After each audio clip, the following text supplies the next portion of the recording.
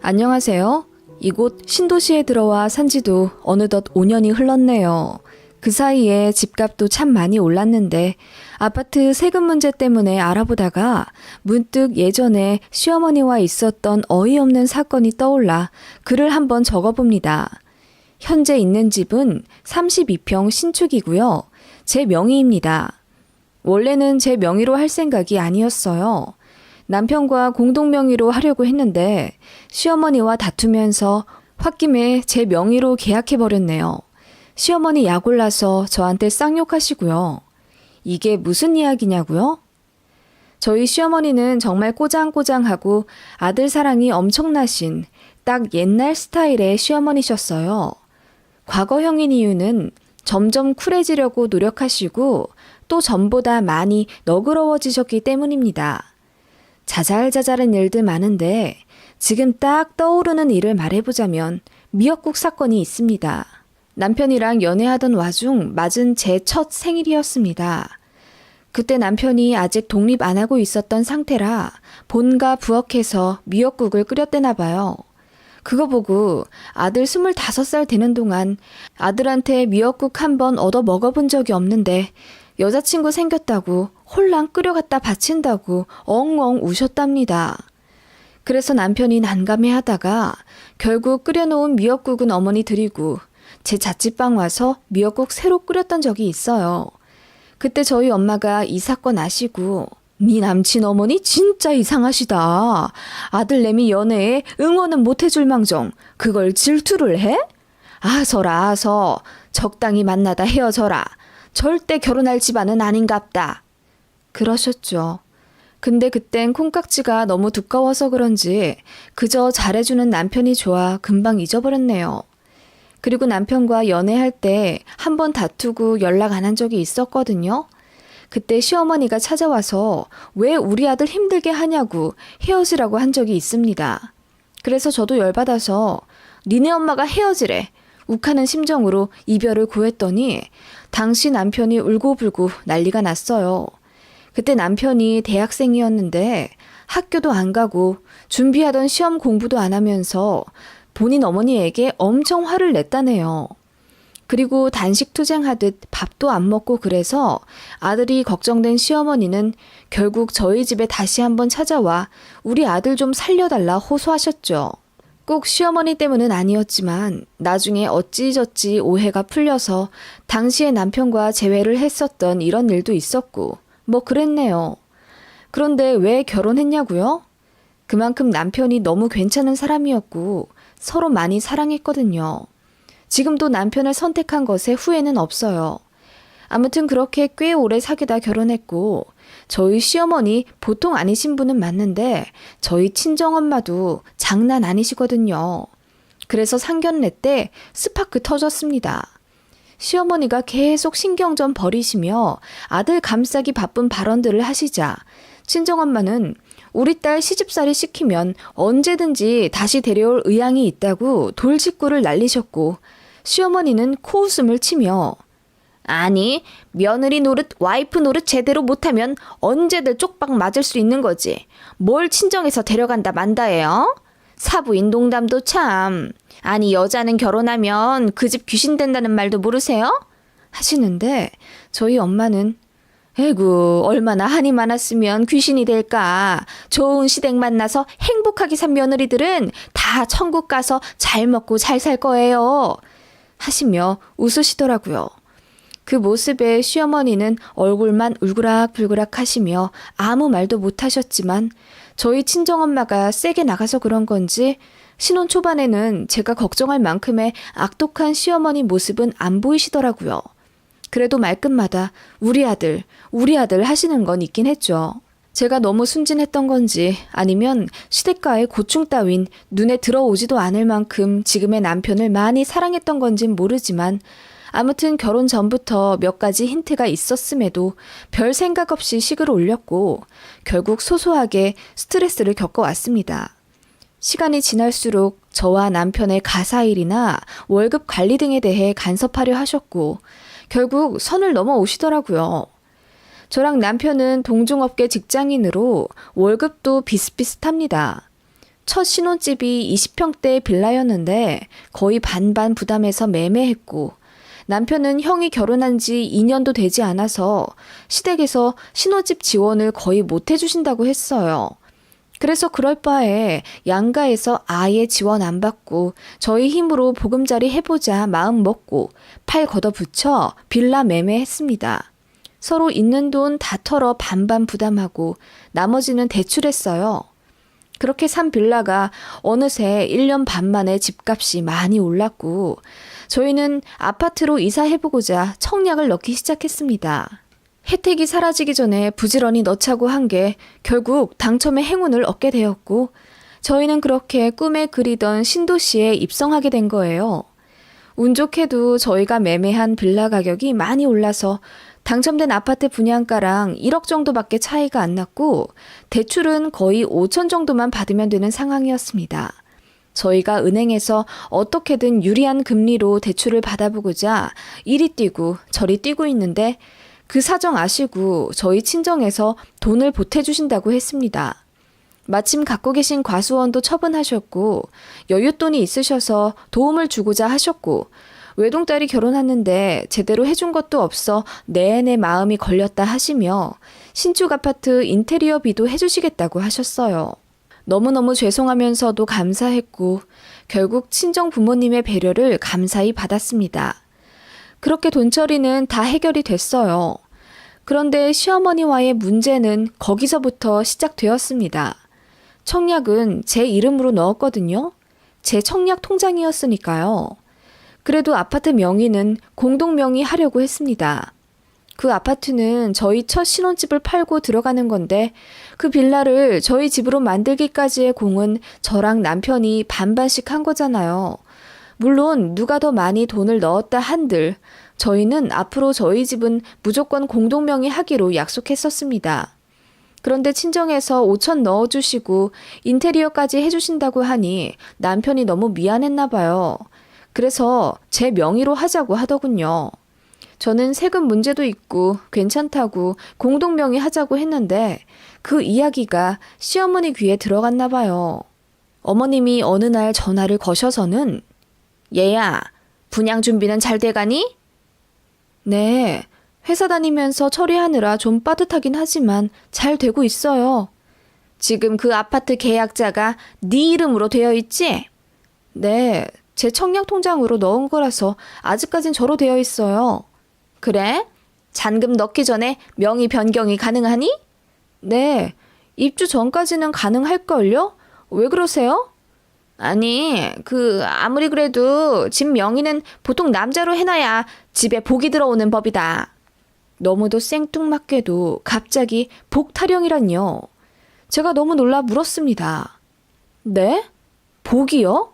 그래, 너희 친정에서 돈도 좀 보태주시고 그렇단 건 알고 있지만서도 부부 사이에 지켜야 할 건 지켜야지. 명의가 여자로 되어서야 되겠니? 남들이 알면 뭐라고 하겠니? 이럴 땐 보통 여자가 조금만 현명하게 생각해서 남편 체면도 좀 챙겨주고 그러는 거야. 결국 다 여자 하는 것에 달려서 집에 복이 따라 들어오거든. 어머님, 그게 무슨 말씀이세요? 남편 체면이라뇨. 만약 제가 이대로 아파트 명의 그대로 가면 그게 제가 남편한테 몹쓸 짓이라도 하는 거라는 말씀이세요?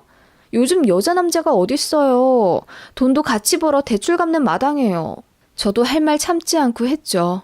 마침 회사 일이 꽉 막혀 짜증도 나던 상황이었는데 어머님까지 전화해서 남편한테 명의를 양보해라 마라 하시니 너무 열받더라고요. 아니, 명의가 뭐가 중요하다고 이렇게 발끈하냐? 그래, 네 말대로 여자 남자가 어딨냐 요즘. 그러니까 그 별것도 아닌 명의인데 남편 이름으로 좀 돌려주는 게 그렇게 어려운 거야? 어머님, 그건 저희가 알아서 하면 안 될까요? 저희 살집 명의 문제인데 어머님이 왜 이래라 저래라 하시는지 잘 모르겠어요. 예, 난 해라 마라 한 적 없다. 니들 좋으라고 알려주는 얘기잖아. 명의 얘기에 유독 예민하네? 너 지금 친정에서 돈 보태줬다고 유세 부리니 설마? 네? 어머님, 그게 무슨 말씀이세요? 우리가 돈 못 보태줬다고 무시하는 거냐 이 말이야. 예, 내 주변에 집 명의가 여자인 집구석은 보질 못했어. 요즘 사람들은 그럴 순 있지만 그게 말이 된다니? 아무리 그래도 남자가 가장이고 옛날에는 자고로 문패에 가장 이름만 적었어. 어머님, 지금은 2012년도인데요? 언제적 이야기를 하세요? 어머님, 저 너무 불쾌하거든요? 지금 일도 바쁜데 그런 일로 통화하면서 어머님이랑 시비 가리고 싶진 않네요. 이런 말씀 하실 거면 그이한테 해주세요.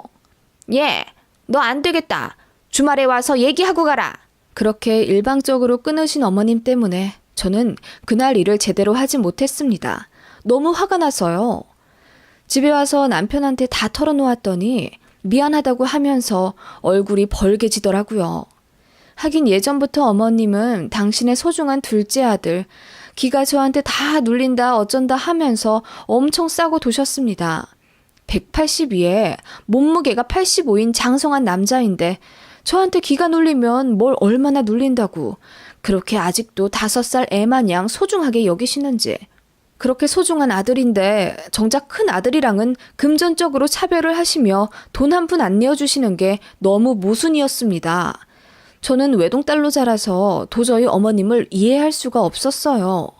진짜 누가 보면 제가 남편 쥐잡아 먹듯이 눌러가며 사는 줄 알겠네요.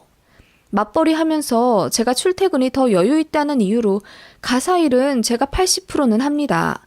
남편은 집에서 내내 놀려고는 하진 않지만 시간적 여유가 되지 않아 뭐 음스 버리기나 주말에 요리 정도 해주는 게 다인데 어머님은 둘째 아들이 그것 하는 것도 고가워하셨어요.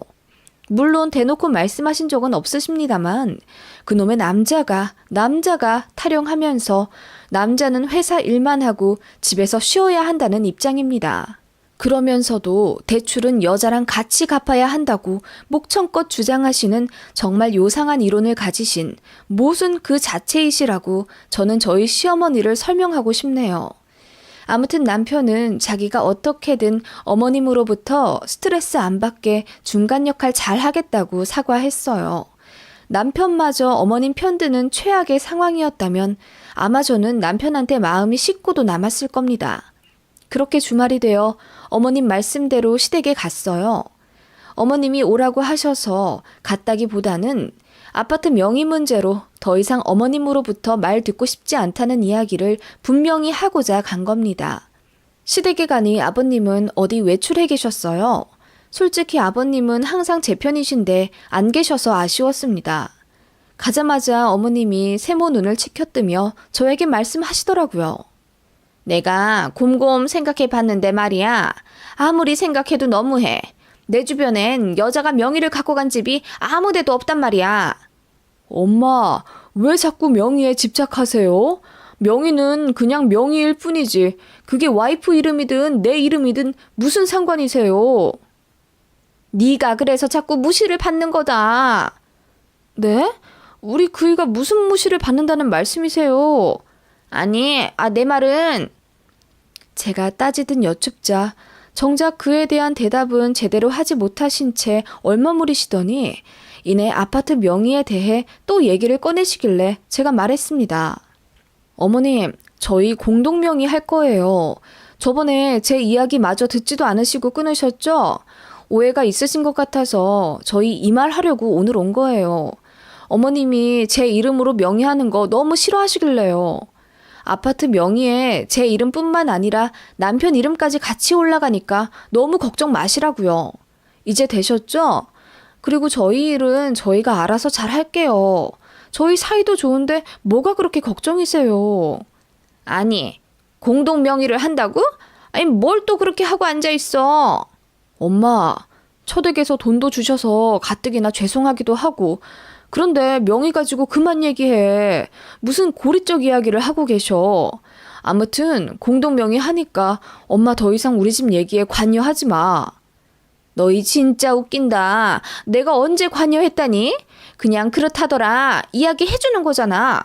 하든 말든 니들 마음인 건 맞는데 공동 명의하면 괜히 세금 낼 때도 번잡스럽고 서류 뗄 때도 꼭 2장씩 내서 해야 한다더라. 뭐하러 그러냐 말이야. 어머님은 그냥 저희가 공동 명의하는 게 싫으신 거예요, 그러면? 뭐? 아니, 어머님이 무슨 말씀하시는지 이해가 안 가서요. 세훈 씨 이름으로 명의 변경하라는 말씀은 절대 아니시라면서요. 그냥 아파트 명의에 제 이름 올라가는 게 싫으신 건지 아님 공동 명의가 못마땅하신 건지 그걸 저는 알고 싶어요. 제가 딱 꼬집어 여쭙자 어머님은 막상 아들 앞에서 아들 편드는 게 민망하신지 헛기침만 여러 번 하시다가 이내 말씀하시더라고요. 아니, 공동명의보다는 그냥 한 사람 이름으로 하는 게 좋겠다 이거지. 집안에 가장은 있어야 하고 그게 집 명의에 다 드러나니까 아무리 세상이 바뀌었다지만 보수적인 부분은 반드시 있어야 집안 꼴이 잘 굴러가거든.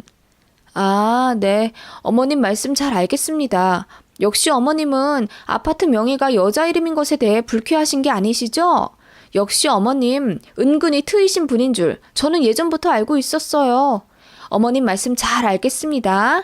네, 공동 명의 안 할게요. 자, 늦었네요. 이제 식사하러 가시죠. 그렇게 제가 서둘러 정리를 하고 어머님과 남편을 일으켜 식당에 갔고 밥 먹는 내내 명의의 명자도 꺼내지 못하시도록 다른 얘기만 주구장창했습니다. 어머님은 떨떠름한 표정으로 그렇게 저희를 배웅해 주셨죠. 그리고 남편에게 말했습니다. 당신 명의 중요하지 않다고 했지? 응? 응, 그럼 당연하지. 그리고 솔직히 자기가 사자고 한 빌라였고 자기 덕분에 아파트 들어간 거나 마찬가지잖아. 나는 청약도 없었고 게다가 처댁에서도 그렇게 도와주신다는데 내가 무슨 염치로 공동명의까지 주장하겠어.